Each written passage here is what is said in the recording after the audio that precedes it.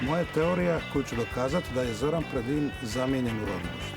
Pravi Zoran Predin živi u Živinicama kraj Tuzle, a pravi Nusret je zapravo Zoran Predin, Bosanac, Balkanac, Praslovan i zapravo funkcionira kao potpuna greška u sistemu. Zoka, to je on. Pusti ti ovoga Dežulovića i njegove priče. Ja mu ništa ne vjerujem.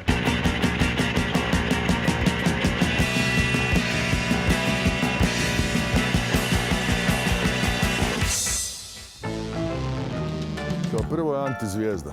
Autentičan. Pristojan, čisto kad ništajac. Ja volim da pričam sve najgore ovim kolegama svojim. Čuda. Jedan izuzetan, sjajan umjetnik. Super tip, Don se tudi super tip. Zelo počasi interpretira.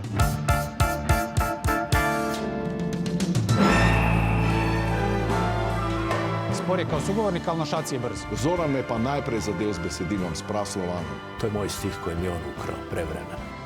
Dolg časa nisem razumel tekstov njegovih, ne. To je zvučilo ko Stranglersi otprilike. To je baš onako bilo Cvetskova Našiš.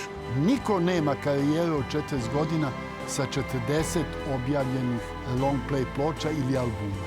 I da je jedan od retkih da je i dan danas umetnik na prostorima svih novonastalih država. Druge barve vetar će si na svoji strani vina. Bil sem že opozorjen prej, da nekaj ne štima.